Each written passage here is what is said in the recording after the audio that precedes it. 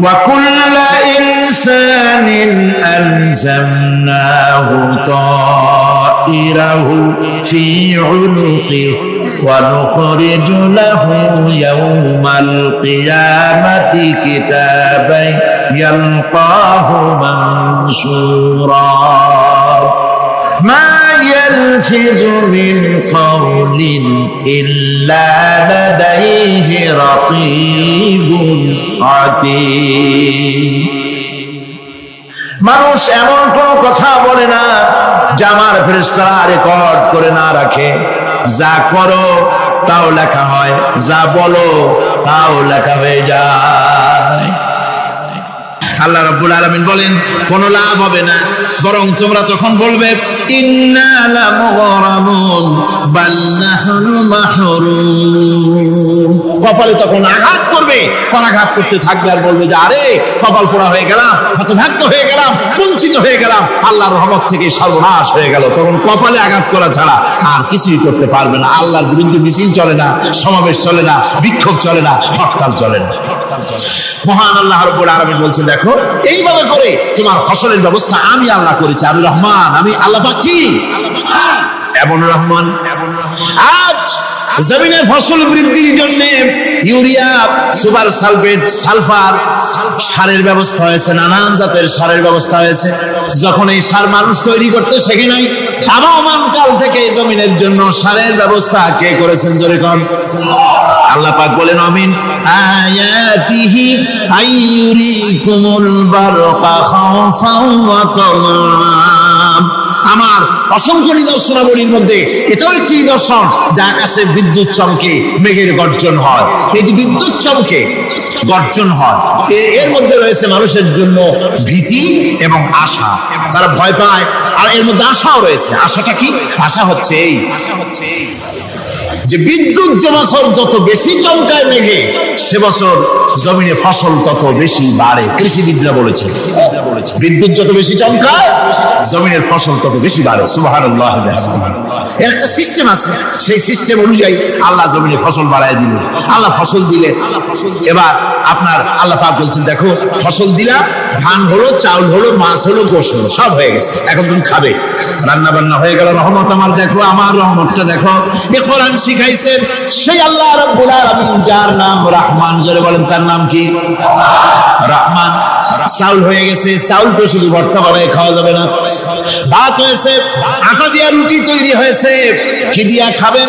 আল্লাহ রাব্বুল আলামিন আপনার পুকুরের ভিতরে মাছ দিয়া দিলেন, জন্তু জানোয়ার দিলেন, চার পায়া জানোয়ারের গোশত হালাল করে দিলেন, পাখির মাংস আল্লাহ রাব্বুল আলামিন হালাল করে দিলেন। এখন মাছ হলো, গোশ হলো। মাছ আর গোশ সিদ্ধ করে খাওয়া যাবে? জোরে বলেন যাবে? যাবে না। তার গন্ধ নষ্ট করতে হবে আর সুঘ্রাণ সৃষ্টি করতে হবে। এই গন্ধ নষ্ট করে সুঘ্রাণ সৃষ্টি করার জন্য লবঙ্গ তৈরি করলেন কে? কথা কন না কেন? এলাচি কার? দারচিনি কার? লবণ কার? মরিচ কার?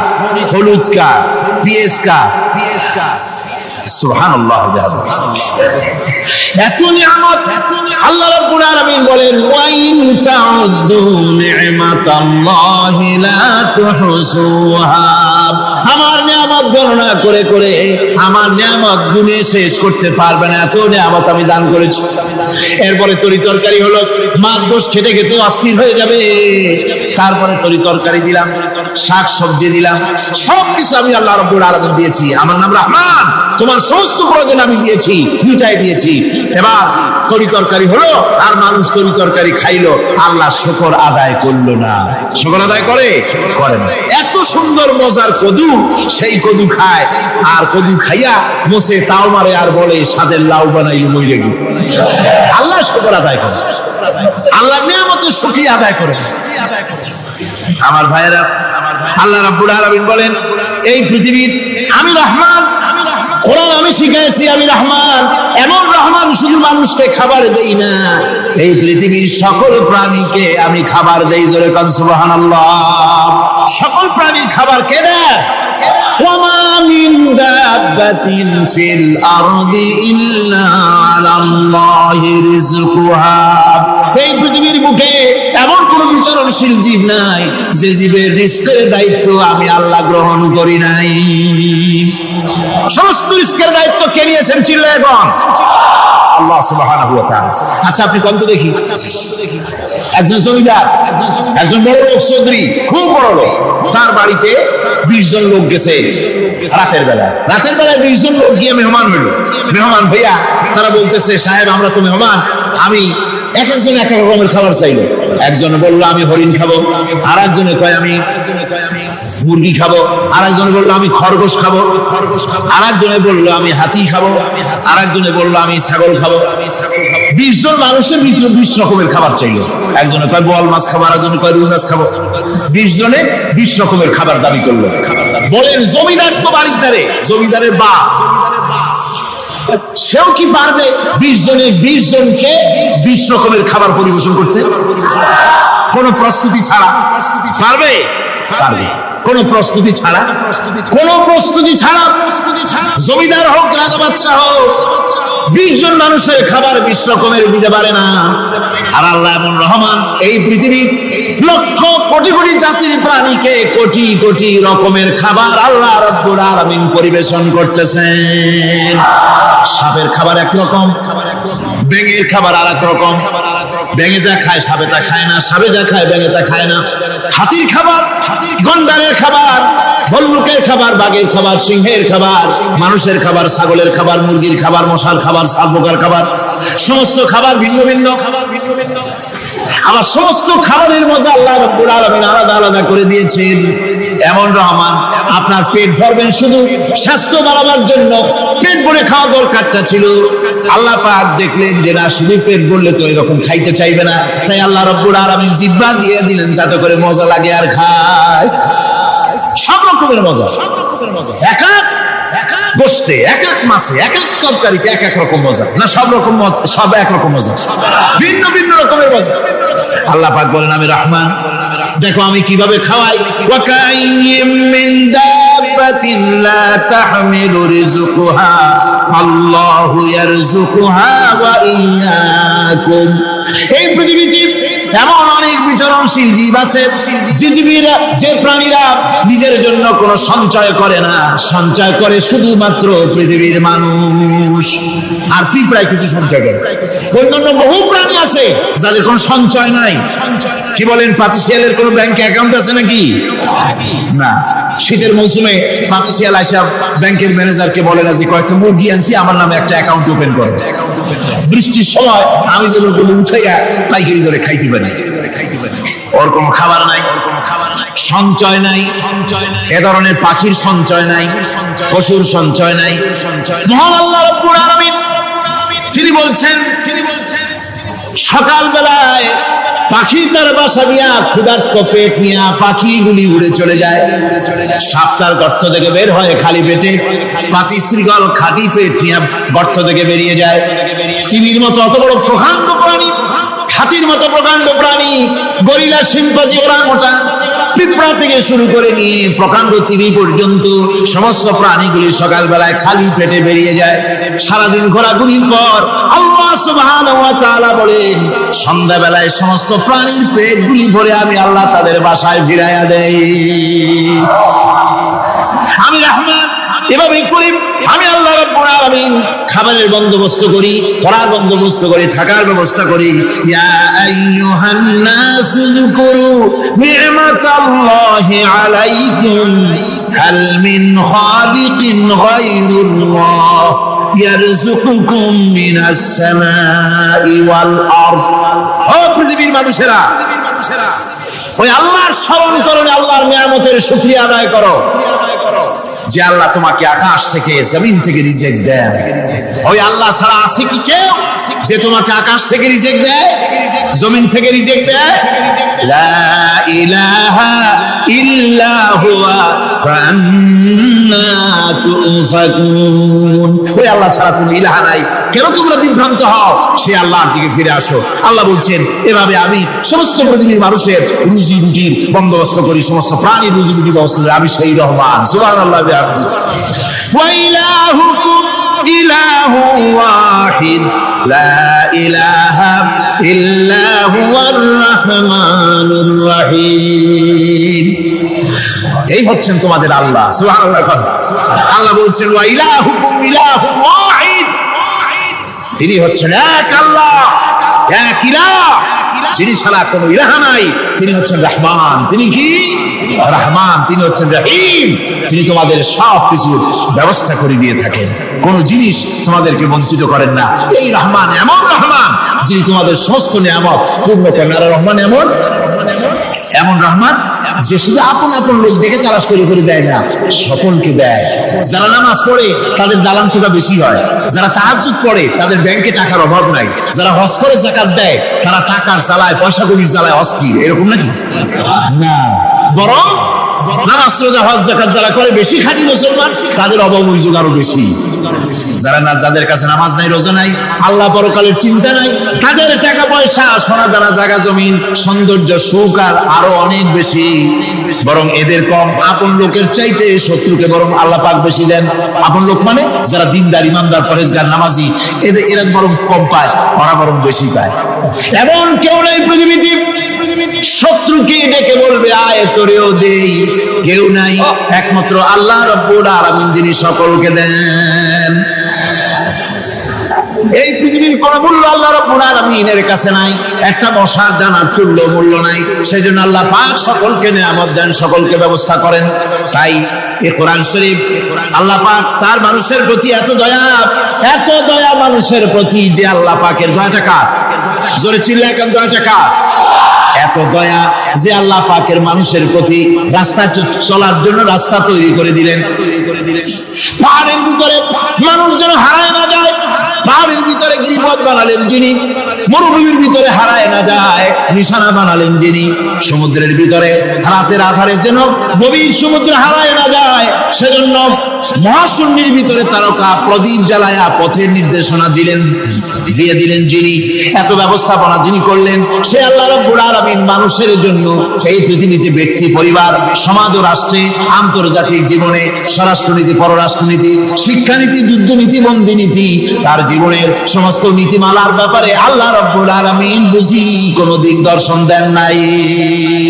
দিয়েছেন কিনা? সুতরাং রহমানের দাবি হচ্ছে, আল্লাহর রহমানিয়তের দাবি হচ্ছে বান্দার জন্য কোরআন শিক্ষা দেওয়া। যত শিক্ষা আল্লাহ দিয়েছেন, যত দয়া আল্লাহ বান্দাকে করেছেন, সবচাইতে বড় দয়া কোরআন শিক্ষা দেওয়া। জোরে কান সুবহানাল্লাহ।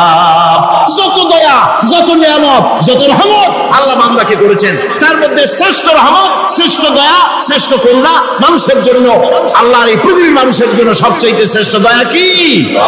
যারা বলেন কি? কোরআনের শিক্ষাই হচ্ছে আল্লাহ পাকের এই মানুষের জন্য সর্বশ্রেষ্ঠ দয়া। ওয়াসাখখারা লাকুম মা ফিস সামাওয়াতি ওয়া মা ফিল আরদ, এই পৃথিবীতে যা কিছু তোমরা দেখতে পাও, এই সব কিছুকে তোমার অনুগত করে দেওয়া হয়েছে, যাতে করে তোমার সাহায্য করতে পারে, তোমার সহযোগিতা করতে পারে। এই জন্য আমি সবকিছুকে সৃষ্টি করেছি। সাখারা শব্দের অর্থ হচ্ছে যে আমি সবগুলিকে তোমাদের অনুগত করে দিয়েছি, যাতে করে তোমাদের অনুগত থাকে। অর্থাৎ তোমরা তাদের এই সমস্ত জিনিস দিয়ে তোমরা কাজ নিতে পারো।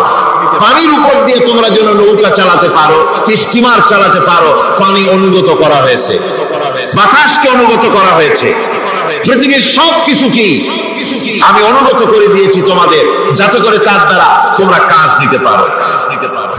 অন্যত্র আল্লাহ বলছেন, আল্লাহুল্লাযী খালাকাস সামাওয়াতি ওয়াল আরদা ওয়া আনজালা মিনাস সামাই মাআন فأخرج به من الثمرات رزقا لكم। আল্লাহ হচ্ছেন তিনি, আল্লাহ রাব্বুল আলামিন হচ্ছেন তিনি যিনি আকাশ সৃষ্টি করেছেন, যিনি জমিন সৃষ্টি করেছেন, এবং ঊর্ধ্বদেশ থেকে মেঘমালা থেকে তোমাদের জন্য বৃষ্টি বর্ষণ করেছেন, এবং সেই বৃষ্টি দিয়ে মাটির ভিতর থেকে ফসল উদ্গত করে তোমাদের খাবারের বন্দোবস্ত করেছেন। তিনি হচ্ছেন আল্লাহ পাক।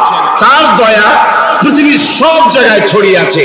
তার দয়া নাই, রহমত নাই, এমন কোন জায়গা নাই, এমন কোন সৃষ্টি নাই। মানুষের জন্য যা কিছু প্রয়োজন তিনি তার দয়া দিয়ে, রহমত দিয়ে তিনি তার সৃষ্টি করে দিয়েছেন। আল্লাহ পাক বলছেন ওয়াসাখখারা লাকুমুশ শামসা ওয়াল কামারা দাইবিনা ওয়াসাখখারা লাকুমুল লাইলা ওয়ান নাহার। যিনি চন্দ্র ও সূর্যকে সৃষ্টি করেছেন এবং এগুলিকে নিয়ন্ত্রিত করেছেন, চাঁদ সূর্যকে সৃষ্টি করে নিয়ন্ত্রিত করে দিয়েছেন, তোমাদের সমস্ত প্রয়োজন তিনি মিটিয়ে দিয়েছেন। দেখুন, চাঁদ এবং সূর্যকে আল্লাহ পাক সৃষ্টি করেছেন এবং একটা রহমত, একটা কুদরত সেই চাঁদ সূর্যের মধ্যে দান করেছেন। সূর্য যেখানে আছে, এটা যদি আল্লাহর দয়া না থাকতো, শুধু তাপ দেওয়ার জন্য সৃষ্টি করতেন আর মানুষের কল্যাণের দিকটা যদি চিন্তা না করতেন, তাহলে সমস্যা হয়ে যেত। সূর্য যেখানে আছে, বিজ্ঞানীরা বলেছেন তার থেকে যদি কিছু নিচে নেমে আসতো, তাহলে গোটা পৃথিবী জ্বলে পুড়ে ভস্ম হয়ে যেত। আর যেখানে আছে তার থেকে সূর্য যদি কিছু উপরে উঠে যেত, তাহলে গোটা পৃথিবী হিম শীতল হয়ে, পৃথিবী ফ্রিজ হয়ে যেত, মানুষ প্রাণী জগৎ মরে সব শেষ হয়ে যেত। চাঁদ যেখানে আছে, এই চাঁদ তার জায়গা থেকে কিছু উপরে যদি উঠতো, তাহলে পৃথিবী মরুভূমি হয়ে যেত।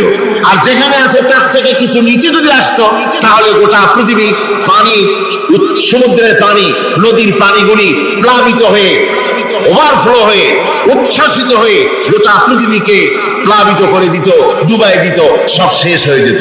তাহলে আমরা দেখতে পাচ্ছি শুধু সৃষ্টি নয়, সৃষ্টিও করেছেন এবং প্রত্যেকটি সৃষ্টির পেছনে তার দয়া কাজ করেছে, তার কুদরত কাজ করেছে, যাতে করে মানুষের জন্য সুবিধা হয়, মানুষের জন্য উপকার হয়। অন্য আয়াতে আল্লাহ পাক বলেন وآتاكم من كل سألتموه وإن تعدوا نعمة الله لا تحصوها। আল্লাহ পাক বলেন তিনি তোমাদের প্রতি এত দয়াবান, আল্লাহ তোমাদের প্রতি এত দয়া রাখেন, এত মেহেরবানি করেন যে তোমাদের সমস্ত চাহিদা তিনি পূরণ করেছেন। তোমাদের জীবনে যা দরকার সব তিনি পূরণ করেছেন। মানুষ সমস্ত নিয়ামতকে, নিয়ামতের শুকর আদায় করে না, নিয়ামত বোঝেও না মানুষ। ওই যে একটু আগে হযরত পীর সাহেব কেবল আপনাদের সামনে বলেছেন, মানুষ পশুর মতো, উলাইকা কাল আনাম, চোখ আছে, চোখ দিয়া সব দেখে, কিন্তু আল্লাহর নিয়ামত গুলি দেখে উপলব্ধি করার ক্ষমতা নাই। খায় জনমের খাওয়া, কিন্তু খাওয়ার পরে কার খানা খাইলো, কার দাওয়াত খানা খেলো, এরপরে এতটুকুন শুকরিয়া আদায় করে না। তো চোখ থাকতে দেখে না, অন্তর থাকতে চিন্তা করে না, কান থাকতে হক শোনে না। আল্লাহ পাক বলেছেন উলাইকা কাল আনাম, এরা হলো জানোয়ারের মতো। কিসের মতো বলুন? আল্লাহ বলেন না বাল হুম আদাল, শুধু জানোয়ারের মতো না, বরং জানোয়ারের চাইতেও নিকৃষ্ট। যেরকম নাউজুবিল্লাহ, যাদের চোখ থাকতে দেখলো না, কান থাকতে শুনলো না, অন্তঃকরণ থাকতে বিবেচনা করলো না, এরা চতুষ্পদ জানোয়ারের মতো। আল্লাহ পাক বলছেন আর রহমান আল্লামাল কোরআন, এই কোরআন শিক্ষা দিয়েছেন রহমান, যিনি দয়ার সাগর, যিনি মানুষের সব প্রয়োজন মিটিয়েছেন। কোরআনের মতো একটা বড় প্রয়োজন তিনি মিটাবেন না, তা কি হতে পারে? জোরে কোন হতে পারে? মানুষ সৃষ্টি করলেন, অথচ মানুষের চলার পথ দিলেন না। মানুষ সৃষ্টি করলেন, মানুষ কোন পথে চলবে, কি করলে আল্লাহ রাজি হবেন, কি করলে বেহেশতে যাব, কি করলে শান্তিতে থাকবে দুনিয়ায়, এর কোন পরিকল্পনা তিনি দিলেন না। তিনি শুধু বললেন নামাজ পড়ো, রোজা রাখো, আর তা যদি না করো কিয়ামতে জাহান্নামে যাবা। আল্লাহ কি এইভাবে জালিম? আল্লাহ এরকম জালিম? ওয়াল্লাহু বিযাল্লামিন লিল আবিদ। আল্লাহ পাক বলেছেন আমি আমার বান্দার জন্য জালিম নই, আমি বান্দার উপরে জুলুম করি না। আল্লাহ পাক রহমান, তিনি আমাদের পথ দেখিয়েছেন। তিনি কি সুন্দর, কত রহমতটা, কত দয়া। রহমান নাম দিয়ে সূরাটি শুরু করেছেন। এ কোরআন শিক্ষা দিয়েছেন তিনি, যিনি দয়াবান। আল্লাহ রাব্বুল আলামিন বলেন الذي جعل لكم الأرض مهدا وجعل لكم فيها سبلا لعلكم تهتدون। তিনি আল্লাহ, যিনি তোমাদের জন্য এই পৃথিবীটাকে সমতল করেছেন, এই পৃথিবীটাকে সুন্দর করেছেন, সমতল করে দিয়েছেন। আর তোমাদের চলার জন্য তিনি রাস্তা তৈরি করেছেন, সমতল জমিনের উপরে পথ করে দিয়েছেন, পৃথিবীটাকে সমতল করেছেন। মাটিটাকে সুন্দর করেছেন, রহমত করেছেন। তিনি পৃথিবীর মানুষকে বসবাসের জন্য একটা পৃথিবী বানালেন, কিন্তু সেই পৃথিবীতে সেই মাটিটা এমন হলো যেখানে এত শক্ত যা বিল্ডিং করা যায় না, যেখানে মাটি খোসা যায় না, জমিন চাষ করা যায় না। জমিন কি এরকম শক্ত? জোরে বলেন, এরকম শক্ত? এরকম শক্ত না। আবার বৃষ্টি পড়লে যে কাদা হয়, ওই রকম যদি জনমের মতো আল্লাহ কাদা বানায় দিতেন যে মানুষ দাঁড়াইতেই পারে না, কাদার মধ্যে ডুবে যায়, এরকম যদি অবস্থা হতো, তাহলে এই পৃথিবীর এই জমিনের উপরে মানুষ বাড়িঘর বানাইতে পারতো না। ঠিক কিনা? আল্লাহ পাক বলছেন, আমি একটা ভারসাম্যের মাধ্যমে এই পৃথিবীকে, এই জমিনকে সৃষ্টি করেছি, এবং এই জমিন যেন তোমাকে নিয়ে নড়াচড়া করতে না পারে সেজন্য আমি পাহাড় দিয়েছি। পাহাড়গুলিকে কিলকের মতো, পেরেকের মতো খিল মেরে দিয়ে পৃথিবীটার ভারসাম্য রক্ষা করেছি, যাতে করে তোমাকে নিয়ে টালমাটাল হতে না পারে। এই সুন্দর করে পৃথিবীটা বানালাম। তারপরে وَلَقَدْ مَكَّنَّاكُمْ فِي الْأَرْضِ وَجَعَلْنَا لَكُمْ فِيهَا مَعَائِشَ قَلِيلًا مَا تَشْكُرُونَ। আল্লাহ পাক বলেন, আবার দেখো, এই জমিনে আমি তোমাদেরকে প্রতিষ্ঠিত করেছি, আর জমিনের উপরে তোমরা যাতে রুজি রোজগার করতে পারো সে ব্যবস্থাও আমি করে দিয়েছি। জমিন সৃষ্টি করেছি, আবার রুজি রোজগার করবে সে ব্যবস্থাও আমি তোমাদের জন্য করে দিয়েছি। এই পৃথিবী তুমি চাষাবাদ করবে, তাতে ফসল হবে সে ব্যবস্থা করে দিয়েছি, বাড়িঘর বানাবে সে ব্যবস্থা করে দিয়েছি। তারপরে পৃথিবীর এই মাটির নিচে তোমার জন্য সম্পদ রেখেছি, সমুদ্রের ভিতরে, নদীর ভিতরে, সেখানেও তোমার জন্য সম্পদ রেখেছি। আমি রহমান, সব প্রয়োজন মিটিয়েছি। শুধু এর জন্য নয় যে সৃষ্টি করলাম, ইবাদত করলাম আর জাহান্নামে পাঠিয়ে দিলাম, তা তো না। তোমাকে আমি সৃষ্টি করেছি, তোমার প্রয়োজন, যত প্রয়োজন তোমার ছিল জীবনে, সমস্ত প্রয়োজনগুলি আমি মিটিয়েছি। আল্লাহ পাক বলছেন, وَهُوَ الَّذِي سَخَّرَ الْبَحْرَ لِتَأْكُلُوا مِنْهُ لَحْمًا طَرِيًّا وَتَسْتَخْرِجُوا مِنْهُ حِلْيَةً تَلْبَسُونَهَا। আল্লাহ পাক বলেন, এই সমুদ্রকে আমি আল্লাহ তোমার নিয়ন্ত্রিত, তোমার নিয়ন্ত্রণাধীন করে দিয়েছি সমুদ্রকে, আর তার ভিতরে তাজা মাংস, তাজা গোশত তোমার জন্য রেখেছি, খাবার রেখেছি। আবার তুমি পরিধান করতে পারো এমন জিনিসও, ব্যবহারের জিনিস সমুদ্রের মধ্যে রেখে দিয়েছি। তার মানে হলো সমুদ্রের ভেতরে, তার ভিতরে মাছ রয়েছে, টাটকা মাছ আছে, মণিমুক্তা আছে। স্থলভাগে পৃথিবীর মাটির উপরে যত জিনিস আছে, যত নিয়ামত আছে, সমুদ্রের তলদেশে তার কোনো অংশে কম নাই, বরং তার থেকে আরো বেশি আছে। মাটির উপরে যত নিয়ামত আছে, সম্পদ আছে, মাটির তলায় তার থেকে কোনো অংশ কম নাই। অনেক নিয়ামত মাটির তলায় আছে, খনিজ দ্রব্যগুলি মাটির তলায় থাকে। সমুদ্রের তলদেশে অসংখ্য নিয়ামত আল্লাহ রাব্বুল আলামিন রেখেছেন। বলছেন, আমি হচ্ছে রহমান, আমার দয়ায় ভরা, আমি তোমার সমস্ত প্রয়োজন আমি আমার দয়া দিয়ে আমি মিটিয়েছি। দরুদ পড়েন, সালাতুন ইয়া রাসূলুল্লাহ আলাইকুম, সালামুন ইয়া।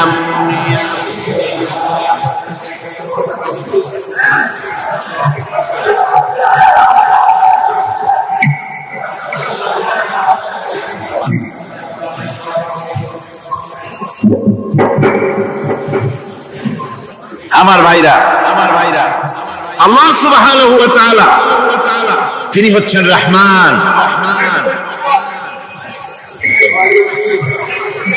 তিনি হচ্ছেন রহমান। যারা বলেন তিনি কি?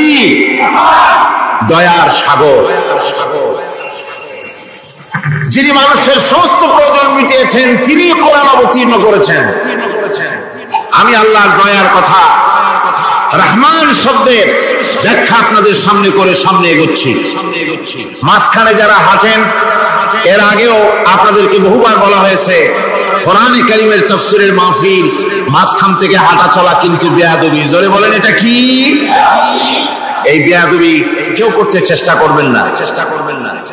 আল্লাহ পাক বলছেন যে আমি এই পৃথিবী সৃষ্টি করলাম, মাটিতে তোমাদের জন্য চতুষ্পদ জন্তু সৃষ্টি করেছি, বাতাসের উপরে পাখিরা সাঁতার কাটছে, আর পানির ভিতরে মৎস্যরাজি রয়েছে।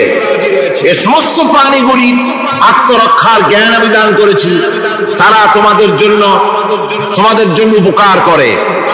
সেই পশুগুলি পশম দিয়ে তোমাদের কাপড় চোপড় তৈরি হয়, তারপরে তার চামড়া তোমরা পরিধান করো। এই পশুগুলিও তোমাদের জন্য আমি এক নিয়ামত হিসেবে দিয়েছি। لكم فيها دفء ومنافع ومنها تأكلون। আল্লাহ সুবহানাহু ওয়া তাআলা বলেন, আমি মানুষের জন্য পশু তৈরি করেছি, চতুষ্পর্যন্ত সৃষ্টি করেছি, যার পশম দিয়ে তোমাদের জন্য শীতের পোশাক তৈরি হয়। আপনারা যে এই যে চাদর গায়ে দেন, কম্বল গায়ে দেন, এগুলো কার পশম? পশুর পশম। পশুগুলির, জন্তুগুলির পশম দিয়ে আপনাদের জামা কাপড়গুলি তৈরি হয়। তারপরে এই পশু আপনাদের জন্য বাড়িতে পাহারা লাগায়।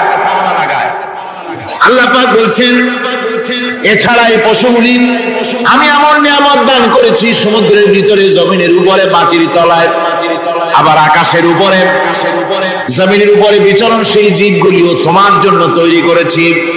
وتحمل أثقالكم إلى بلد لم تكونوا بالغيه إلا بشق الأنفس।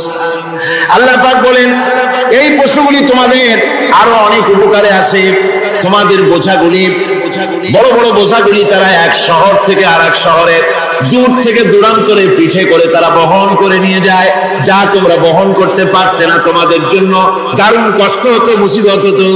এই ধরনের বোঝাগুলি, পশুগুলি তোমাদের জন্য বহন করে নিয়ে যায়।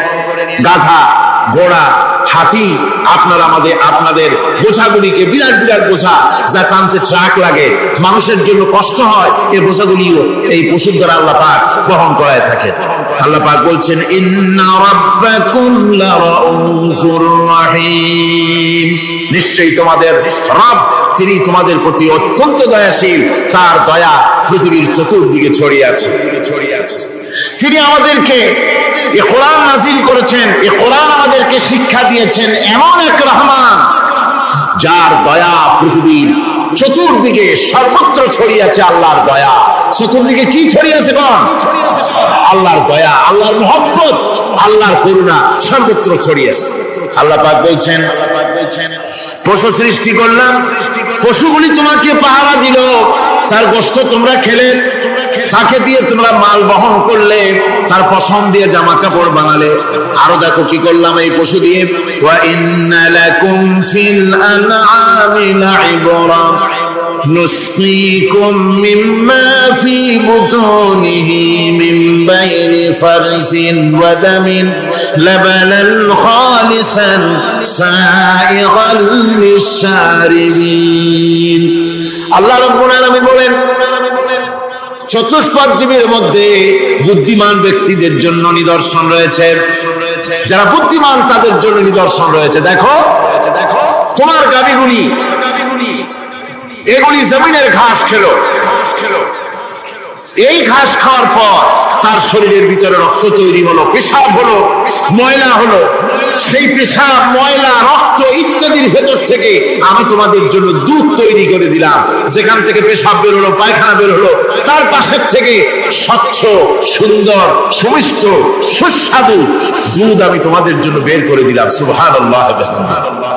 দেখুন, এই দুধ আল্লাহ পাক তৈরি করলেন।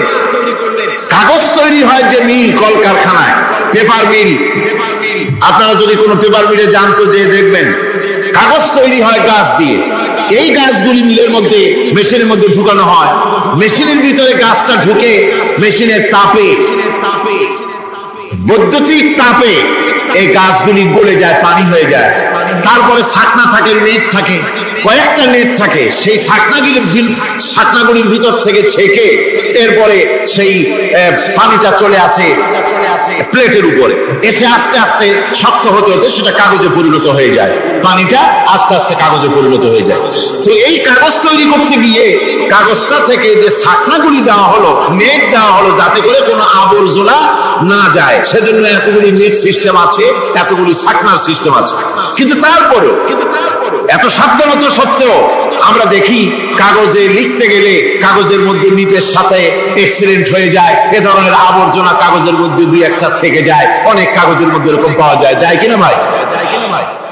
এবার আপনি দেখেন, কাগজ তৈরি করার জন্য মিল কলকারখানার ভিতরে, পেপার মিলে এতগুলো নেটের ব্যবস্থা থাকে, ছাকনার ব্যবস্থা থাকে, তারপরেও আবর্জনা কিছু কাগজের মধ্যে চলে আসে, দুই একটা থেকে যায়।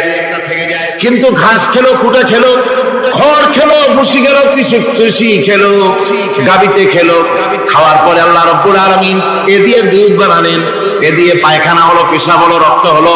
দুধ যখন দহন করলেন, দুধ দহন করার সময় একটা ঘাসের কণাও কি তার মধ্যে পেয়েছেন? পাওয়া গেছে?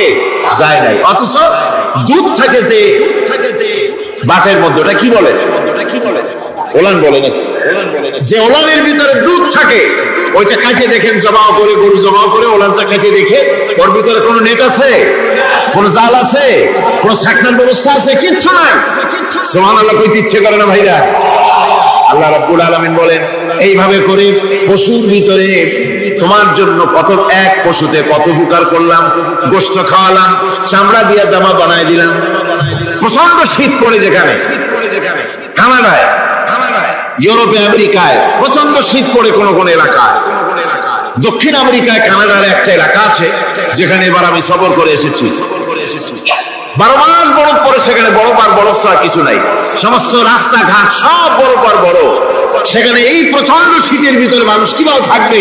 সুতা দিয়া তৈরি করা কাপড়ে শীত কিছুতেই মানতে পারে না। আমি তো গেছি এমন এক জায়গায়, কানাডা এবং আমেরিকা যেখানে ছিলাম, সেখানে শীত ছিল -11 টেম্পারেচার, -11। এখন বুঝেন যে ঠান্ডাটা কি পরিমাণ। মুখের থেকে থুতু ফেললে আপনি চেহারা ফিরাতে পারবেন না, এর মধ্যে আপনার থুতু বরফ হয়ে যাচ্ছে। এই রকমের প্রচন্ড ঠান্ডায় সব রকমের কাপড় চোপড় যা ছিল এগুলো সব কিনে গায়ে দিয়ে আমি 1-3 হয়ে গেছি ফুলিয়া। তারপরেও আমার মনে হচ্ছে ঠান্ডা আমার হাত দিয়ে স্পর্শ করতেছে। তাহলে বরফের দেশ যেটা, এস্কিমোরা যেখানে বাস করে, সেই মানুষগুলির অবস্থা কি? ওই এস্কিমোরা যেখানে বাস করবে, 12 মাস যেখানে বরফ পড়বে, ওই জায়গার মানুষগুলো কি করে, কি গায়ে দিয়া বাঁচবে? এ পরিকল্পনা, এই চিন্তা দুনিয়ায় কেউ করে নাই, রহমান করেছেন। আল্লাহ রাব্বুল আলামিন পশু তৈরি করেছেন, পশুর গায়ে পশম দিয়েছেন, চামড়া দিয়েছেন। সেই জায়গার মানুষগুলি চামড়া দিয়া জামা তৈরি করে গায়ে লাগায়, শীত ঢোকে না। সুবহানাল্লাহ। চামড়া দিয়ে জামা তৈরি হচ্ছে, কাপড় চোপড় তৈরি হচ্ছে। আল্লাহ বলেন, এভাবে করে কত কিছু হলো। চামড়া দিয়া জামা বানাইলা, পশম দিয়ে শাল তৈরি করলে, কম্বল তৈরি করলে, গোশতগুলো পাইকারি করে খাইলে জম্মের খাওয়া। তারপরে হাড্ডিগুলি দিয়া শার্ট তৈরি করলে, এই পশু তোমাকে পাহারা দিল বাড়িতে, কুত্তায় সারা রাত পাহারা দেয় তোমার বাড়িতে। কুত্তা আবার পুলিশেও চাকরি করে। ইংল্যান্ডে, লন্ডনে দেখেছি আপনার, সেখানে কুকুর, ওকে ট্রেনিং দেওয়া হয়, কুকুর পুলিশে চাকরি করে। কোন কোন পুলিশ আছে হাবিলদার, সাব ইন্সপেক্টর, তবে কুত্তা জানে না যে সাব ইন্সপেক্টর কিনা আসে। বিভিন্ন বিভাগ তাকে দেওয়া হয়েছে এবং তারা এত নির্ভরযোগ্য, শুধুমাত্র চোরের ছবি আর তার ব্যবহৃত জামা কাপড় একটুখানি নাকে শুকাই দেবে কুত্তাকে, পুলিশ আর যাওয়া লাগবে না। এই কুত্তা পুলিশই যথেষ্ট। খুঁজা চোর যদি একবার তার নজরে এসে যায়, আর ছাড়াছাড়ি না, তাকে হাজির করবে, পুলিশের সামনে এনে হাজির করবে। তো এই কুকুর বাড়িতে পাহারা দিচ্ছে আপনার জন্য, তারপরে পুলিশের দায়িত্ব পালন করতেছে। মানুষ মরে গেলে কোথায় মরেছে সেগুলি সন্ধান করে নিয়ে আসতেছে, মাইন কোথায় পোতা আছে তা খুঁজে নিয়ে আসতেছে। কত উপকার আল্লাহ পাক করছেন। আল্লাহ পাক বলছেন, দেখো বান্দা, তোমার জন্য এই ধরনের অসংখ্য নিয়ামত আমি দান করেছি। আর এই নিয়ামত গুলি কার থেকে আসছে? ওয়ামা বিকুম মিন নি'মাতিন ফামিনাল্লাহ। যত নিয়ামত বান্দা তোমার জন্য তুমি পেয়েছো, সমস্ত নিয়ামত আমি আল্লাহ রাব্বুল আলামিনের পক্ষ থেকে এসেছে। সব নিয়ামত কে দিয়েছেন? জোরে বলেন, কে দিলেন? আল্লাহ পাক দিলেন। আল্লাহ পাক বলেন, এইভাবে করে আমি আমার নিয়ামত দিয়ে, রহমত দিয়ে তোমাকে আমি সৃষ্টি করেছি, তোমাকে লালন পালন করতেছি। একটি মানুষ যতই সংকীর্ণ এবং অসভ্য জীবন যাপন করুক না কেন, সে পৃথিবীতে যেখানে বসবাস করে সেখানে বসে সে অন্তত তার চতুর্দিকে কত নিয়ামত সে লাভ করতেছে তা সে চিন্তা না করে পারে না। সে যদি চিন্তা করে তাহলে অবশ্যই এগুলি তার জ্ঞানের মধ্যে আসবে। একজন কৃষক, সে নির্জন একটা কুটিরে বাস করে, সে আল্লাহর সৃষ্টি নৈপুণ্যতা বুঝুক আর না বুঝুক, আকাশ কেন সৃষ্টি হলো, জমিন কেন সৃষ্টি হলো, এই কথা যদি জিজ্ঞেস করা হয় কৃষককে, সে তো ভালো করে তা বুঝবে না। কিন্তু অন্তত এতটুকু কথা একটা মূর্খ, একজন চাষি যে প্রত্যন্ত একটা অঞ্চলে বাস করে, একটা নিবিড় পল্লীতে বাস করে, অজপাড়াগায় বাস করে, কোন শিক্ষার আলো পৌঁছায় নাই, স্কুল নাই, কলেজ নাই, বিদ্যুৎ নাই, হসপিটাল নাই, রাস্তা নাই, টেলিফোনের ব্যবস্থা নাই, এমন একটা জায়গায় একটা নিরেট, একটা মূর্খ, একটা চাষি একটা ঘরের মধ্যে বাস করে। সে পৃথিবীর আল্লাহর সৃষ্টি নৈপুণ্যতা আর কিছু বুঝুক আর না বুঝুক, এতটুকুন কথা তো সে বোঝে যে আমি যদি অসুস্থ হই তাহলে এই গাছপালার পাতা শিকড় বেটে খেলে আমি রোগমুক্ত হয়ে যাই। আমি প্রচন্ড রোদে যখন পড়ি গাছের তলায়, আমি ছায়া নিলে পরে আমি তখন আরাম পাই, ঠান্ডা পাই। এই গাছগুলি তার তরুণ বয়সে আমাকে ফল দেয়, গাছ যখন বড় হয় তখন সে আমাকে ছায়া দেয়। এই গাছের তক্তাগুলি দিয়ে, গাছ দিয়ে কাঠ হয়, তা দিয়ে তক্তা হয়, তা দিয়ে খুঁটি হয়, তা দিয়ে আড়া হয়, তা দিয়ে নৌকা হয়, ইত্যাদি সে বুঝতে পারে। তাছাড়া এই গাছ যখন বুড়ো হয়ে গেল, শুকিয়ে গেল, তখন এই গাছ দিয়ে আগুন জ্বালায়া আমি রান্না বান্না করি। গাছ এত আমার উপকার করছে, তার দ্বারা উত্তাপ পাই, আলো পাই, এত কিছু পাই। একটা মূর্খ লোক চিন্তা করলে এতগুলি জিনিস সে অনুভব করতে পারে, এবং এরপরে তার চিন্তা চলে যায় যে এই সমস্ত নিয়ামত এমনি এমনি হয় নাই, নিঃসন্দেহে একজন এগুলি সৃষ্টি করেছেন, তার নাম আল্লাহ। তার নাম কি? তার নাম রহমান। যারা বলেন তার নাম কি? রহমান। তিনি সৃষ্টি করেছেন, তিনি এগুলি দান করেছেন। এই বৃক্ষরাজি আল্লাহ পাক বলছেন, নিল্লাযী জাআলা লাকুম মিনাশ শাজারিল আখদারি নারান ফাইযা আনতুম মিনহু তুকিদুন। আল্লাহ রাব্বুল আলামিন বলেন, সেই দয়াময় আল্লাহ রাব্বুল আলামিন গাছ সৃষ্টি করেছেন, আর এই গাছগুলি সৃষ্টি করে দিয়েছেন তোমাদের কাজের জন্য, যা দিয়ে তোমরা আগুন জ্বালাও, চুলা জ্বালাও, রান্না বান্নার কাজ করো। ওয়া রাহমাতি ওয়াসিআত কুল্লা শাই, আমার রহমত ঘিরে আছে আমার গোটা পৃথিবীকে, সর্বত্র আমার রহমত আর রহমত। এই কোরআন শরীফ শিক্ষা দিয়েছেন তিনি, আর রহমান আল্লামাল কোরআন, এই কোরআন শিক্ষা দিয়েছেন সেই মহান আল্লাহ রাব্বুল আলামিন, যিনি হচ্ছেন রহমান, যার দয়া দিয়ে গোটা পৃথিবী পরিব্যাপ্ত হয়ে আছে। এক মুহূর্তের জন্য চিন্তা করুন, এক মুহূর্তের জন্য চিন্তা করুন, আল্লাহ পাকের দয়া যদি না থাকতো তাহলে কি অবস্থা হতো? এই পৃথিবী আছে, পৃথিবী আছে কিন্তু কোনো সৌন্দর্য নাই, আকাশ আছে কিন্তু কোনো তারকা নাই, তারকা আছে কিন্তু তাতে কোনো আলো নাই, গাছ আছে কিন্তু তাতে কোনো সবুজ শ্যামলিমা নাই, আওয়াজ আছে কিন্তু তাতে কোনো সুর নাই, মানুষ আছে কিন্তু তার দেহের মধ্যে কোনো ঐক্য নাই। এই জাতীয় একটা পৃথিবীর চিন্তা মানুষ করতে পারে না, এটা একটা কবরস্থানের মতো অবস্থা হয়ে যাবে। আল্লাহ পাক বলছেন, দেখো আকাশ বানাইছি, আবার সেই আকাশ দেখতে যেন সুন্দর হয় সেজন্য তারকা প্রদীপ দিয়ে আকাশকে সাজাইছি। যেরকম সুবহানাল্লাহ। আল্লাহ রাব্বুল আলামিন বলেন, ওয়ালাকাদ যায়্যানাস সামাআদ দুনিয়া বিমাসাবিহ। আল্লাহ পাক বলেন, এই দুনিয়ার আকাশ খানিকে তারকা প্রদীপ দিয়া সাজায় রেখেছি মনের মতন, দেখো তুমি তাকাইয়া কি সুন্দর করে নয়নাভিরাম দৃশ্য আকাশ বানালাম, চতুর্দিকে তারকা রাত্রে ফুটে উঠল, যা দেখলে মানুষের নজর, মানুষের সুন্দর, তার চক্ষু শীতল হয়ে যায়। ধরে বলেন সুবহানাল্লাহ। সুন্দর করে এই আকাশটাকে আমি সাজিয়েছি। তারপরে আল্লাযী খালাকা সাবআ সামাওয়াতিন তিবাকা মা তারা মিন খালকির রাহমানি মিন তাফাউত। স্রষ্টা তিনি সপ্ত আকাশ রচিলেন থরে থরে, কোন ত্রুটি হেরিবে না তার পূর্ণ সৃজন পরে। চাও তুমি তার সৃষ্টি পানে, দেখো কিছু ভুল চোখ, ফেরাও তোমার নয়ন খানি, ফেরাও তোমার মুখ, অক্ষমহীন দৃষ্টি তোমার সৃষ্টিতে পাবে ফাঁকি, ফিরাও তোমার নয়ন খানি, ফিরাও কাঙ্গালাখি।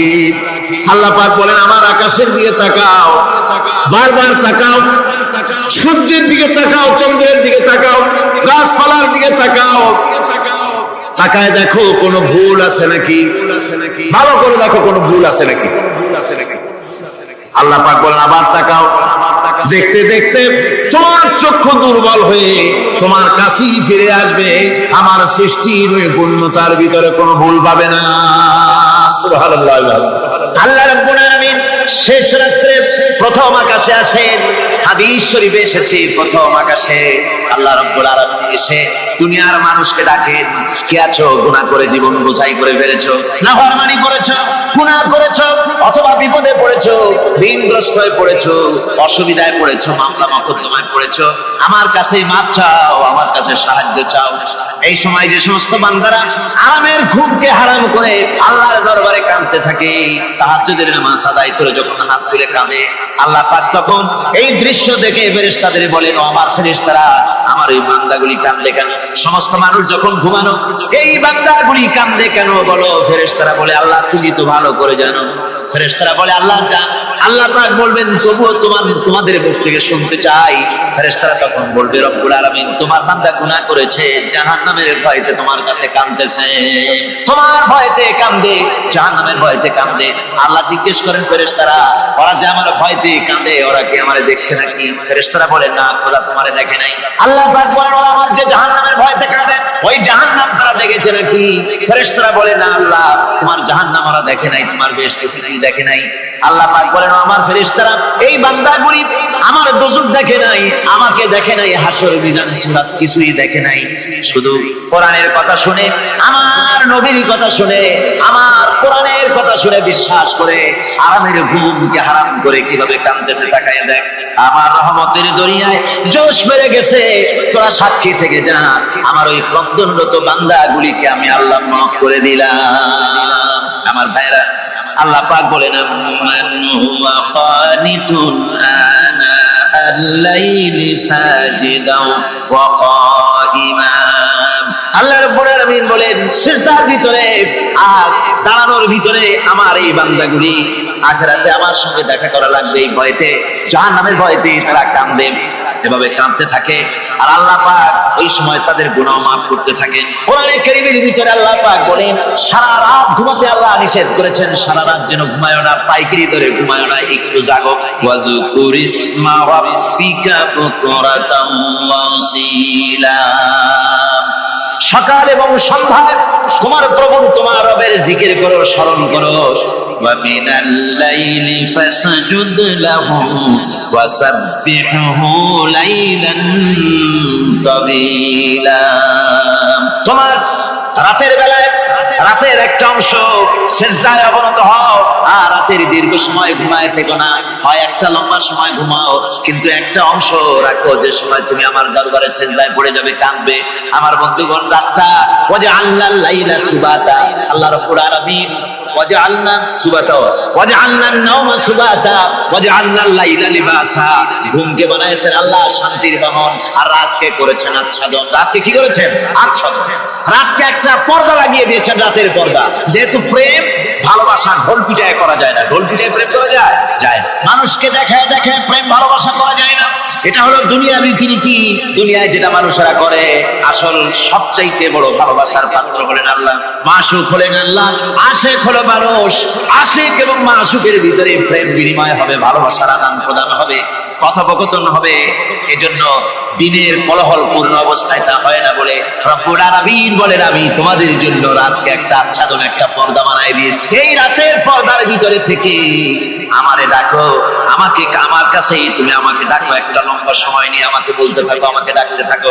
আল্লাহ পাক তার নবীকেও বলেছেন, ইয়া আইয়ুহাল মুযাম্মিলু কুমিল লাইলা ইল্লা কালিলা। হে চাদর আচ্ছাদিত ব্যক্তি, রাত্রিকালে সালাতে দণ্ডায়মান থাকো, কিন্তু কম, সারা রাত জাগার দরকার। একটা অংশ জাগো, যখন তুমি আমার জন্য কাঁদবে, আমার জন্য সিজদায় পড়ে থাকবে। সাহাবায়ে কেরামদের সঙ্গে রোমকদের লড়াই হতেছে, রোমক সৈন্যরা যুদ্ধে জিততে পারতেছে না কিছুতেই। এরপরে তারা গোয়েন্দা বিভাগের লোক পাঠায় দিল, এদের সঙ্গে জিততে পারে না কেন, একটু খুঁজে দেখে আসো রাতের এরা করেটা কি। গোয়েন্দা বিভাগের লোক সারা রাত ঘুরে ঘুরে তারপরে এসে রিপোর্ট করলো, এরপরে এসে তাদের প্রধানের কাছে রিপোর্ট করলো, আমরা যার কাছে গিয়েছিলাম দেখে এলাম হুম বিল্লাইলি রাহবানুন ওয়া বিন্নাহারি ফুরসান। আমরা দেখে এলাম যাদেরকে দিনের বেলায় প্রচন্ড শক্তিশালী বীর যোদ্ধা রূপে যাকে যুদ্ধ করতে দেখেছি ময়দানে, রাতের বেলায় দেখলাম ইয়া একেবারে নিতান্ত ফকিরের মতো, কেউ তো সেজদায় পড়ে কাঁদতেছে, কেউ আবার তেলাওয়াত করতেছে, চোখ দিয়া পানি পড়তেছে, আবার কেউ নামাজ পড়তেছে, আবার কেউ হাত তুলে রেখেছে তাদের প্রভুর দরবারে, চোখের পানিতে তাদের চোখ বুক ভেসে যেতেছে। সারাটা রাত তেলাওয়াত আর সেজদা আর নামাজের মধ্যে তারা এভাবে কাটিয়ে দিয়েছে। সেনাপতি এই রিপোর্ট শোনার পরে বললেন, ও গোয়েন্দা বিভাগের লোকেরা, আমার রোমক সৈন্যরা শোনো, যে জাতির নৈতিক মান এত উঠছে, ওই জাতির সঙ্গে যুদ্ধ করা মানে আমাদের আত্মহত্যা করার শামিল। এদের সাথে কিছুতেই আমাদের পক্ষে পারা সম্ভব না। হ্যাঁ, এদের সাথে পারা যাবে যদি এই সম্পর্ক নষ্ট করে দেওয়া যায়। আল্লাহর সাথে তাদের এই গভীর সম্পর্ক যেটা আছে, এই সম্পর্ক নষ্ট করে দিতে হবে, তাহলেই কেবলমাত্র সম্ভব হবে। এদের নৈতিক চরিত্র ধ্বংস করার জন্য প্রচেষ্টা চালাও, তাহলে হয়তো আমরা কামিয়াব হতে পারি। আমার বন্ধুগণ, এই জন্য গভীর রাত্রে যারা ইমানদার ব্যক্তি, তাদের জন্য গভীর রাত্রে জাগার একটা ব্যবস্থা আল্লাহ পাক করেছেন। ইমানদার ব্যক্তিদের জন্য এটা হলো 2 নম্বরের বৈশিষ্ট্য।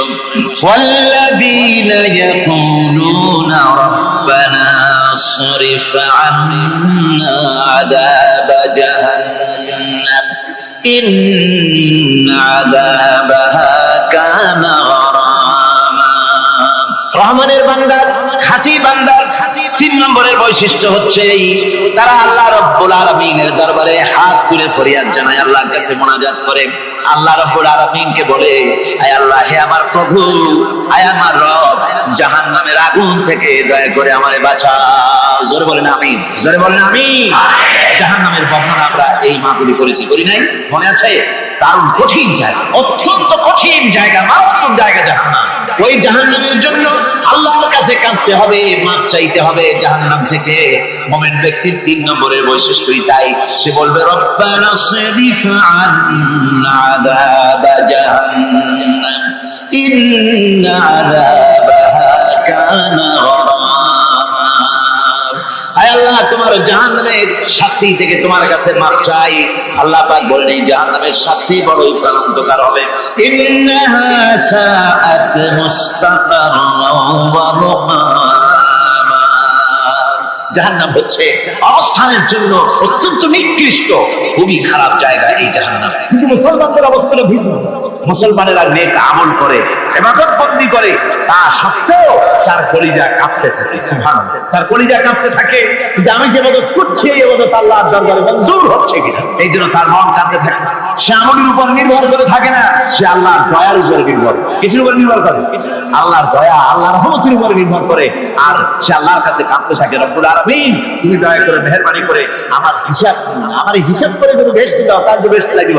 কিয়ামতের দিন আল্লাহ রাব্বুল আলামিন কোন মানুষকে যদি হিসাবের জন্য ধরে ফেলেন, তাহলে ওই বান্দার আর জাহান্নাম ছাড়া কোনো পথ নাই। এই জন্য আল্লাহ শিখাই দিয়েছেন, বান্দা দোয়া কর, ওয়া আদখিলনাল জান্নাতা বিগাইরি হিসাব। হায় আল্লাহ, বিনা হিসাবে তোমার জান্নাত আমাকে দান করো। আবার হুজুর দোয়া করেছেন, আল্লাহুম্মা হাসিবনি হিসাবান ইয়াসিরা। হায় আল্লাহ, তুমি আমার সহজ হিসাব করেন। আল্লাহুম্মা হাসিবনি হিসাবান ইয়াসিরা। হিসাবে ইয়াসির, সহজ হিসাব। হায় আল্লাহ, তুমি আমার সহজ হিসাব নাও। এই হাদিসের ব্যাখ্যা এসেছে সহজ হিসাব কি? ব্যাখ্যা এসেছে সহজ হিসাবটা হচ্ছে আল্লাহ রাব্বুল আলামিন কিয়ামতের ময়দানে তার কোন বান্দাকে যদি রহমত করতে চান, কোন বান্দার প্রতি যদি দয়া করতে চান, কাউকে যদি ক্ষমা করতে চান, তাহলে আল্লাহ রাব্বুল আলামিন তাকে একটা পর্দার আড়ালে রেখে দিবেন। একটি পর্দার আড়ালে রেখে দিয়ে আল্লাহ পাক জিজ্ঞেস করবেন, বান্দা সুখী, এই গুনাহগুলি করেছিস নাকি? এইসব গুনাহ করেছিস নাকি? আল্লাহ জিজ্ঞেস করবেন বান্দাকে, অবস্থাটা কেমন হবে চিন্তা করেন, বান্দা এইগুলি করেছিস নাকি? বান্দা ভয়তে থরথর করে কাঁপতে থাকবে, কলিজা ভয়তে কাঁপতে থাকবে, অস্থির হয়ে যাবে। সে স্বীকার করবে, রব্বুল আলামিন তুমি যা বলেছো আমি সব অন্যায় আমার দ্বারা হয়েছে, আমি বুঝতে পারি নাই, আমাকে মাফ করে দাও। রব্বুল আলামিন বান্দাকে বলবেন, যা বান্দা আমি তোকে মাফ করে দিলাম, আমার জান্নাতে চলে যা। সুবহানাল্লাহ সুবহানাল্লাহ। সুতরাং জাহান্নামের শাস্তি থেকে সব সবার জন্য আল্লাহর কাছে মাফ চাইতে হবে। ওয়াল্লাযীনা ইযা আনফাকু লাম ইউসরিফু ওয়া লাম ইয়াকতুরু ওয়া কানা বাইনা যালিকা কাওয়ামা। রহমানের প্রকৃত খাঁটি বান্দা তারা, যারা নাকি যখন খরচ করে খরচের সময় বেহুদা খরচ করে না, আবার খরচের ভিতরে কার্পণ্যতাও তারা করে না।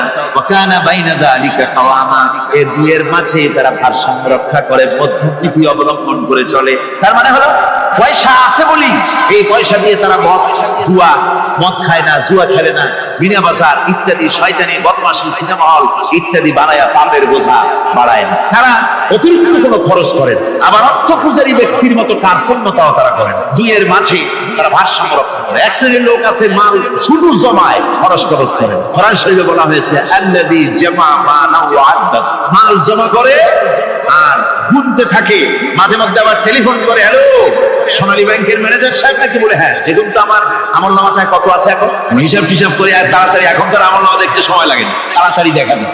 আগে যেমন ব্যাংকে গিয়ে যদি জানতে কেউ চাইতো যে আমার ডেবিট কত, ক্রেডিট কত, ব্যালেন্স কত ইত্যাদি জানতে চাইলে তাকে একেবারে সেই লেজার খোলা লাগে, বিরাট বিরাট বই, বড় বড় কিতাব যা গরুর বের দিয়ে টানা লাগে, এত বিশাল বিশাল বই ছিল। এখন সেগুলি সংক্ষিপ্ত হয়ে একেবারে কম্পিউটারের মধ্যে ঢুকানো হয়েছে। কম্পিউটারের ভেতরে রয়েছে একটা ছোট্ট যন্ত্র যার নাম হলো মাইক্রোচিপ, একেবারে এতটুকু ছোট্ট মাইক্রোচিপ। এই মাইক্রোচিপস এর ভেতরে হাজার হাজার ক্লায়েন্টসদের ডেবিট ক্রেডিট, তাদের ট্রানজাকশন, তাদের ব্যালেন্স সব কিছু রয়ে গেছে। আপনি যখনই জিজ্ঞেস করবেন সে বাটন একটা দাবালো আর সাথে সাথে স্ক্রিনে এসে গেল আপনার নাম কি, বাপের নাম কি, দাদার নাম কি, কত টাকা জমা করছিলেন, কোন কোন তারিখে উঠাইছেন, হাতে কত নিচের কত, 14 গোষ্ঠীর ইতিহাস একটা দামে চলে আসে। তো আমি মানুষকে এভাবে বলি যে এই বুদ্ধিটা যিনি দিলেন, লোকেরা বলে তো যে কিয়ামতের দিন আল্লাহ নাকি আমলনামা দিয়ে মানুষের সামনে হাজির করে, ইমানদারের সামনের থেকে ডান হাতে, বেঈমানের পিছন থেকে কোন হাতে, বাঁ হাতে। এখন ওই আমলনামা সারা জীবনের যত কথা বলছি, যত কাজ করছি সবটাতে লেখা থাকবে, তাহলে সেটা তো বিশাল একটা বই হবে। তো আমরা হাতে করে ধরবই বা কেমনে, আর ওটা হবেই বা কেমনে, আর ওটা পড়বই বা কেমনে? এখন তো বুঝতে সহজ হয়েছে কেমনে পড়বেন। মানুষের মাথায় যদি এই বুদ্ধি আসে, একটা ছোট্ট মাইক্রোচিপস এর ভেতরে যদি হাজার হাজার ক্লায়েন্টদের কোটি কোটি শত শত সহস্র পরিমাণ একটা মাইক্রোচিপস এর ভিতরে ঢুকানো যায়, তাহলে এই বুদ্ধি যিনি দিলেন তিনি বুঝি এর চাইতে ছোট্ট বইয়ের মধ্যে আপনারা আমার নাম উঠে দিতে পারবেন না নাকি? যারা বলেন পারবে কিনা? নিশ্চয়ই পারবেন, হাজার ভাবার বন্ধুগণ। সুতরাং এরা মাল জমা করে আর গনে, জিজ্ঞেস করে ম্যানেজার সাহেব কত হয়েছে, বলে যে এত লক্ষ এত, তখন আবার চিন্তা হয় যে আরো কত টাকা জমাইতে পারলে কোটি হয়, তারপরে আরো 200 কোটি হয়, এভাবে তারা জমাইতে থাকে, খরচ করেন। তো এ ব্যাপারে সন্তানের জন্য, সন্তানদের জন্য খরচ যেটা লাগে সেটা স্ত্রী পুত্র সন্তান আত্মীয় স্বজন যে আছে যা, তাদের জন্য যে পরিমাণ খরচ করা লাগে তা যদি না করে তাহলে এটা হচ্ছে বখিলি, আর খরচ করতে গিয়ে যদি বেশি করে তাহলে সেটা হচ্ছে বেহুদা খরচ। এখন এই বেহুদা খরচ থেকে আমাদেরকে বাঁচতে বলা হয়েছে। বিষয়টা হচ্ছে নিজের আত্মীয় স্বজন সন্তান সন্ততির জন্য খরচ করতে হবে যা লাগে তাই, আর আল্লাহ রাস্তায় যখন দেওয়ার কথা আসে তখন প্রাণ খুলে দান করতে হবে। দেখেন লোকেরা যখন আল্লাহ রাস্তায় দান করতে বলা হয়, পকেটের মধ্যে হাত দিয়ে তারপর আঙ্গুল অনেক সময় কষাকষি করে। একজনে জিজ্ঞেস করলাম, নিয়ে পয়সা দিবাতে এত পকেটে হাত থাকে বাইরে করে না মোটে, ঘষে দেখতেছি সে কিনা 10 পাই। তাহলে এইভাবে আল্লাহ রাস্তায় দেওয়ার সময় এই যে কার্পণ্যতা, এই কার্পণ্যতা মানুষকে তাকে শেষ করে দেয়, তার ঈমানকে নষ্ট করে দেয়। আর পয়সা আছে বলে বেশি খরচ করতে হবে, যেমন বিবাহে লোকেরা খরচ করে আমাদের দেশে, কোরবানি করতে গিয়ে খরচ করে। হ্যাঁ, কোরবানি করবেন আপনি, ভালো একটা কোরবানি করবেন, আপনার পয়সা যেমন আছেন তেমন, কিন্তু 50,000 টাকা দাম দিয়ে একটা গরু কিনা, সেই গরুর গলায় মালা দিয়া এরপরে সারা শহরে প্রদর্শন করতে হবে, এর কোনো যুক্তি নেই। আছে কোনো যুক্তি? যদি তা হয় তাহলে ওই গরু যিনি কেনেন তার গলায় মালায় দিয়ে দুজনে একসাথেই ঘুরানো দরকার, বুঝলেন? আমার বন্ধুগণ, আপনি কোরবানি করবেন, কোরবানি আপনার 10,000 টাকায় হয়ে যেতে পারে, 15,000 টাকায় হয়ে যেতে পারে, বাকি টাকাগুলি আল্লাহর রাস্তায় খরচ করে দেয়। কত গরিব আত্মীয় আছে তাদের দিয়ে দেন। 50,000 টাকা দিয়ে বিরাট বাজারের সেরা গরু খরিদ করে কোরবানি দিচ্ছেন। অর্থটা কি?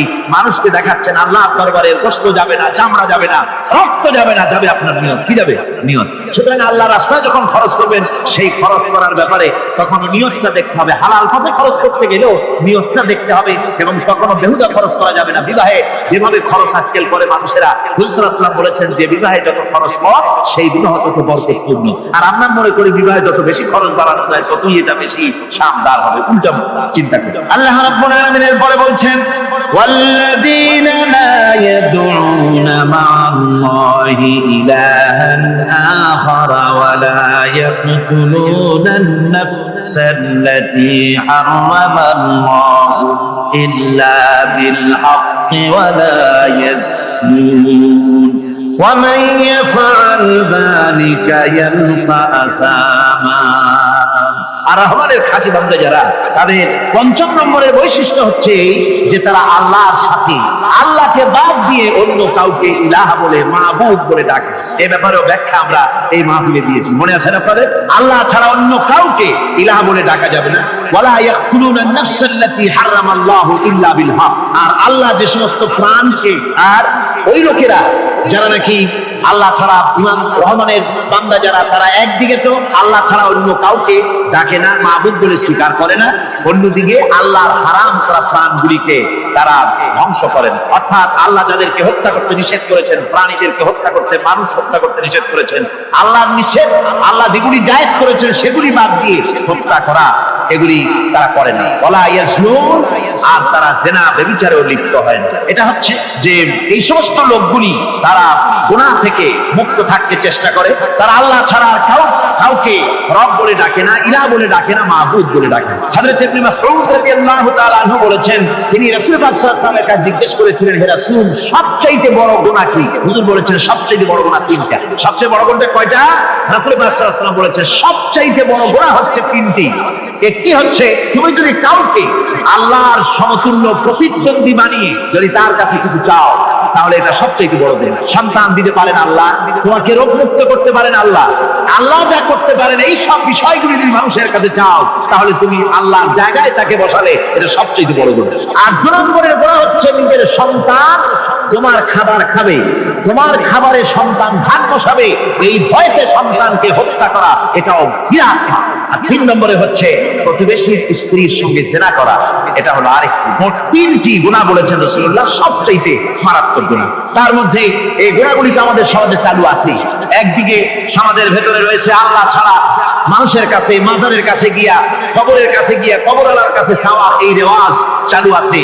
এই রেওয়াজ কি চট্টগ্রামে কমেছে না বেড়েছে? কমেছে। যেমন আলহামদুলিল্লাহ কমে গিয়েছে, আগের তুলনায় বহুত কমেছে। যারা এই মাজারকে নিয়ে ব্যবসা করে, তারা অনেকে বলেছেন যে আমাদের ইনকাম আগে যা ছিল তার থেকে 4 আনায় নেমে গিয়েছে, 12 আনায় শেষ। জোরে কোন আলহামদুলিল্লাহ, জোরে বলেন আলহামদুলিল্লাহ। এই মাজার পূজা থেকে বাঁচতে হবে। ২ নম্বরে রয়েছে সমাজের ভিতরে চালু আছে এই যে সন্তান হত্যা করা, এই হত্যা করার এক রেওয়াজ চালু আছে। এরপরে রয়েছে এমনি মানুষকে হত্যা করা। কলেজ ইউনিভার্সিটিতে যেভাবে মানুষ হত্যা করা হয়, এরা জানে না নিজের আদর্শকে প্রতিষ্ঠার জন্য আন্দাজ এবং অনুমানের উপরে ভিত্তি করে জেদ করে মানুষকে হত্যা করছে। কি বলেন? করে না? আল্লাহ রাব্বুল আলামিন বলেন, ওয়া ইয়াকুতুল মুমিনান মুতাআম্মিদান ফাজাযাউহু জাহান্নাম খালিদিনা ফিহা আবাদান। আল্লাহ রাব্বুল আলামিন বলেন, মুমিন বান্দা কি কেউ যদি ইচ্ছে করে কাউকে হত্যা করে, তাহলে তার জায়গা হবে জাহান্নাম, তার আর কোনো শাস্তি নাই, একমাত্র জাহান্নামই হবে তার শাস্তি, চিরকাল জাহান্নামের ভিতরে থাকতে হবে। জোরে বলেন নাউজুবিল্লাহ। আজকে কলেজের মধ্যে, ইউনিভার্সিটিতে অনবরত আমরা হত্যাকাণ্ডের খবর শুনতে পাচ্ছি, সমানে হত্যা হচ্ছে। এই যে সন্ত্রাস এবং হত্যা যা হচ্ছে কলেজ ইউনিভার্সিটিতে, আপনারা আমাকে বলেন অনুরূপ হারে মাদ্রাসায় এই ধরনের সন্ত্রাস হচ্ছে? এত আস্তে জবাব দিলেন তাহলে বোধহয় হচ্ছে দেশে। মাদ্রাসায় সন্ত্রাসের কারণে, কোন টাইটেল মাদ্রাসা, ফাজিল মাদ্রাসা সন্ত্রাসের কারণে বন্ধ হয়েছে, এমন কোন নজির আপনারা পেয়েছেন? পান নাই। কেন পান? কলেজ বন্ধ হচ্ছে, ইউনিভার্সিটি বন্ধ হচ্ছে, সন্ত্রাসের কারণে। মাদ্রাসা বন্ধ হয় না কেন? তার কারণ হচ্ছে কলেজ ইউনিভার্সিটিতে কোরআন পড়ানো হয় না, হাদিস পড়ানো হয় না, তাই তারা হত্যা করলে কি পাপ হয় তাও জানে না।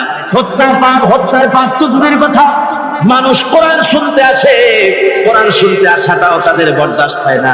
আমি জানতে পারলাম এ মাহফিল আসার সময় জানতে পেরেছি চট্টগ্রাম বিশ্ববিদ্যালয়ের কাছে থেকে শ্রোতৃমণ্ডলী মাহফিলের শ্রোতারা বাসে যখন আসতেছিল, সেখানকার কিছু সংখ্যক ছেলেরা কি পাটকেল মেরেছে বাসের উপরে, বহুত লোক সেখানে আহত করা করেছে।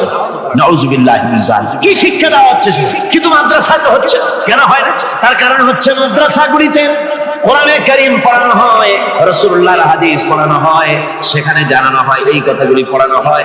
যদি কেউ কাউকে হত্যা করে জাহান্নাম ছাড়া কোনো জায়গা থাকবে না, চিরকাল জাহান্নামে থাকতে হবে এই ভয়তে ওরা হত্যার ভিতরে যায় না। এই জীবন জীবন নয়, পরকাল আছে। কিয়ামতের দিন আল্লাহর দরবারে দাঁড়ায় জীবনের সবকিছু হিসাব দিতে হবে। এই জন্য তারা এসব জানে বলে, এসব তাদের রক্তে মানুষের ভিতরে ঢুকানো আছে বলে তারা চুরি ডাকাতি জিনা ব্যভিচার হত্যার দিকে তত যায় না, তত এরা যায়। ঠিক কিনা বলুন? কলেজ ইউনিভার্সিটিতে আজকে কোরআন শরীফ পড়ানো হয় না। মাদ্রাসা এবং মসজিদে, মাদ্রাসার গণিতে যে কারণে সন্ত্রাস হয় না, ওই কারণটা যদি কলেজ ইউনিভার্সিটিতে ঢুকানো যায় তাহলে সন্ত্রাস বন্ধ হতে পারে। ঠিক কিনা? আমার ভাইরা, আজ বাংলাদেশে যে কয়েকটা ইউনিভার্সিটি আর যতগুলি কলেজ আছে, এদেশের সাধারণ মানুষের রক্তার্জিত পয়সা দিয়েই এই কলেজ ইউনিভার্সিটি চালানো হয়, কিন্তু সেখানে কোরআন শরীফের তাফসীর পড়ানো হয় না, হাদিস শরীফ পড়ানো হয় না, হয় সব পড়ানো হয়, কিন্তু কোরআনে কারীমের তাফসীর পড়ানো হয় না, হাদিস শরীফ পড়ানো হয় না। যদি ওই কলেজ ইউনিভার্সিটির ছাত্রগুলিকে কোরআন শরীফ পড়ানো হতো, কোরআনের তাফসীর পড়ানো হতো, কলেজ ইউনিভার্সিটিতে হাদিস শরীফ যদি পড়ানো হতো, ইসলামের অর্থনীতি সমাজনীতি যদি পড়ানো হতো, তাহলে কলেজ আর ইউনিভার্সিটি গোটা জাতিকে মাস্তান আর গুন্ডা উপহার দিত না, খালিদ বিন ওলীদের মতো মুজাহিদ উপহার দিত। জোরে বলেন সুবহানাল্লাহ। আজকে গোটা জাতির চিন্তা চেতনা ধারণার বহির্ভূত